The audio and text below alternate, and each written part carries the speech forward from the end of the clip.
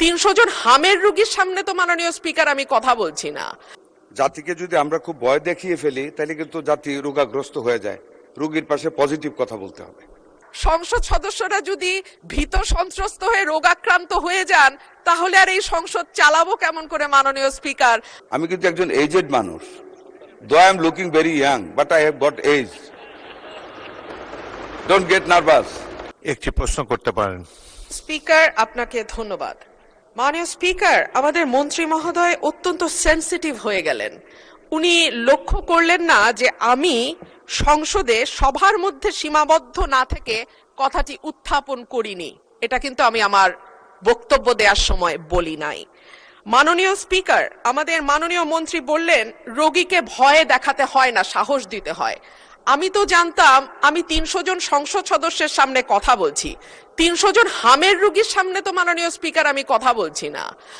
আর সংসদে আমি যদি স্বাস্থ্যের প্রশ্নে বলতে না পারি কথা, সংসদ সদস্যরা যদি ভীত সন্ত্রস্ত হয়ে রোগাক্রান্ত হয়ে যান তাহলে আর এই সংসদ চালাবো কেমন করে মাননীয় স্পিকার? আমি জুনিয়র সদস্য, আমার বুঝে আসে না। যাই হোক, স্বাস্থ্য অধিদপ্তর জানিয়েছে সর্বশেষ 20 দিন 15ই মার্চ থেকে 4 এপ্রিল 98 জন শিশু সন্দেহজনক হামে মারা গেছে আর নিশ্চিত মৃত্যু হয়েছে 16 জন। সর্বশেষ 24 ঘন্টায় সন্দেহজনক হামে মারা গেছে 4 জন, নিশ্চিত হামে 2 জনের মৃত্যু হয়েছে। তবে গত 2 সপ্তাহে প্রথম আলো দেশের বিভিন্ন হাসপাতাল কর্তৃপক্ষের সঙ্গে যোগাযোগ করে হামে মৃত্যুর সংখ্যা 61 বলে জানিয়েছে। দেশে হামে মৃত্যু হার ছিল 10 লাখে 1% আর এখন তা বেড়ে হয়েছে 16.8%। আরো পরিসংখ্যান দিতে পারি মাননীয় স্পিকার, কিন্তু আমি পরিসংখ্যান দেব না। আমি একটা কথা বলি, এই সংসদে যারা বসেছেন আপনারা কোনো না কোনো সন্তানের পিতা, এবং বলা হয় সন্তানের পিতার কাঁধে সন্তানের লাশের চেয়ে আর ভারী কিছু হইতে পারে না। এই যে আমরা যে পরিসংখ্যানগুলো দিচ্ছি মাননীয় স্পিকার, এই শিশুগুলো কোনো না কোনো পিতার কাঁধে কবরে গেছে। সুতরাং এটাকে কেবল পরিসংখ্যান হিসেবে না দেখে একটা মায়ের কান্না, একটা পিতার আর্তনাদ, একটা পরিবারের ধস এবং চিরজীবনের জন্য একটা পরিবারে যে শোক নেমে আসে সেটার দিকে আমরা একটু তাকাই। মাননীয় স্পিকার, আমি মাননীয় মন্ত্রীর কাছে প্রশ্ন রাখছি। প্রথম আলোর খবর জানাচ্ছে শুধু হাম নয়, 10 রোগের টিকার সংকট দেখা দিয়েছে দেশে। ইপিআই এর কেন্দ্রীয় গুদামে BCG, penta, BOPD, PCD, MR, TV এই 6 টিকার মজুদ শূন্য। আইপিডি ও টিসিভি টিকার যে মজুদ আছে সেটা দিয়ে চলবে আগামী জুন পর্যন্ত। এরপরে কি হবে সেটা যদি মাননীয় মন্ত্রী আমাদের জানান তাহলে সুবিধা হয়। ধন্যবাদ মাননীয় স্পিকার।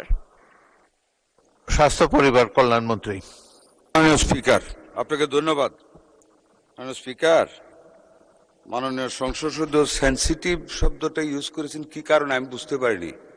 আমি তো ওনার প্রতিটা কথার জবাব দিয়েছি ওনাকে ইজ্জত করার স্বার্থে। আই হ্যাভ নট অ্যাভয়েডেড হার। এখানে সেনসিটিভ কি হলো দেওয়া সঠিক হয় নাই বা জবাব দেওয়া উচিত হয় নাই। যাক, উনি যেমন বুঝছেন তেমনই বলছেন। I am not sensitive. এখানে সেনসিটিভ হওয়ার কোনো জায়গা নাই, এটা অন্য জায়গায়, এটা এখানে না। আর সন্তানের পিতা আমরা সবাই আল্লাহর রহমতে, কাজে আমাদের দরদ আছে। সন্তান মারা গেলে পিতার কাঁধে যে এটার ভার কত বেশি এটাও কিন্তু জানি। এই মিজেলসে মাননীয় সংসদ সদস্য, আমি কিন্তু একজন এজেড মানুষ, though I am looking very young but I have got age. Don't get nervous, I am fit. মাননীয় স্পিকার, আমি মিজেলসের ওয়ার্ড কিন্তু ভিজিট করেছি despite of my health risk, এবং I cried in Mohakhali infectious disease hospital after the first death of a child due to the lack of intensive care unit at that infectious disease clinic. I cried, but I think you have not visited a ward of measles patients. কাজে আমি কিন্তু বুঝি আমার সন্তানেরা হাম হয়েছিল। I have that awareness. সুতরাং এটা বলেন না দয়া করে। আরেকটা জিনিস আপনাকে বলি, পরিসংখ্যান বিষয়ে একটু দয়া করে ক্রস চেক করবেন। শুধু একটা পত্রিকায় উঠলে এটা আপনি আনছেন, আপনার কোনো দোষ নাই, I am not blaming you মাননীয় সংসদ সদস্য, বাট একটু ক্রস চেক করেন। এই গভর্নমেন্ট আমরা কিন্তু we are committed to the welfare of the people, we are committed to do something under the leadership of able leadership of mister Tarique Rahman, the honourable prime minister. কাজে একটু cross check করিয়েন যে এই জিনিসটা আপনি দিয়েছেন মৃত্যুর ঘটনায়, আপনার মুখেই কিন্তু একটু কন্ট্রাডিক্টরি বলেছেন। একখানে 98টা মৃত্যুর কথা বলেছেন, আবার নিশ্চিত মৃত্যুর কথা বলেছেন।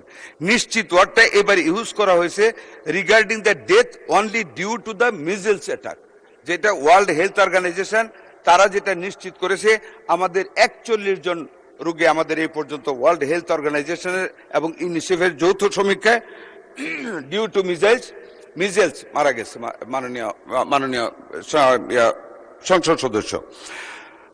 আর আপনি যেটা বলেছেন যে সংসদে বলা, আমি কিন্তু আপনাকে সংসদে বলতে নিষেধ করিনি মাননীয় সংসদ সদস্য। মাননীয় স্পিকার, আমি ওনাকে বলেছি যে হাম হইলেই ভবিষ্যতে আমাদের সব শিশু ধ্বংস হয়ে যাবে। করোনার পরেও বলা হয়েছিল যারা করোনার ভ্যাকসিন নিচ্ছে সকল মানুষ, কেউ পঙ্গু হয়ে যাবে, কেউ কিডনি ফেল হয়ে যাবে, কিন্তু করোনা কিন্তু অনেক বছর হয়েছে চলে গেছে, আমাদের কিডনি এখনো ঠিক আছে, আমিও করোনার টিকা নিয়েছিলাম। কাজে আমি কথাটা বলেছি আমাদের মুখ থেকে হ্যাঁ আশঙ্কা থাকবে, কিন্তু মানুষকে আশঙ্কায় ভুগতে আমরা দিব না, এটি মাননীয় সংসদ সদস্যদের দায়িত্ব। আমরা আইন করব জনগণের স্বার্থে। এইখানে আমি আপনাকে এই জন্য কথাটা বলেছি, হাম হলে তাইলে কিন্তু মায়েরা অনেক কান্না শুরু করবে যে আমার সন্তানের বোধ ভবিষ্যৎ চলে গেল। Only for that end in view মাননীয় সংসদ সদস্য আমি বলেছি প্যানিক না সৃষ্টি করার জন্য। আমরা কিন্তু ফাইট করতেছি মাননীয় স্পিকার এটার বিরুদ্ধে।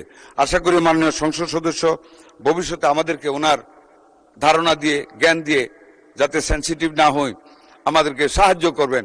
আপনাকে অনেক ধন্যবাদ মাননীয় স্পিকার। মন্ত্রী, টিকার মজুদ শেষ হয়ে গিয়েছে, নীল ব্যালেন্স আছে, সে সম্বন্ধে কিছু বলেন।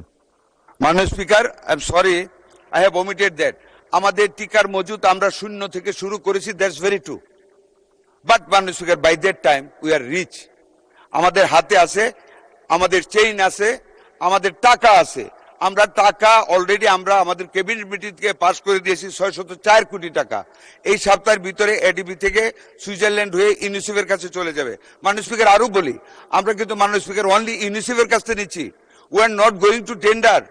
আমরা টেন্ডার দিচ্ছি না, টেন্ডারের সময় লাগে, কারাপশন হয়। To avoid that corruption and to avoid the delay in taking delivery of the vaccine আমরা ডাইরেক্ট ইউনিসেফের কাছ থেকে নিচ্ছি।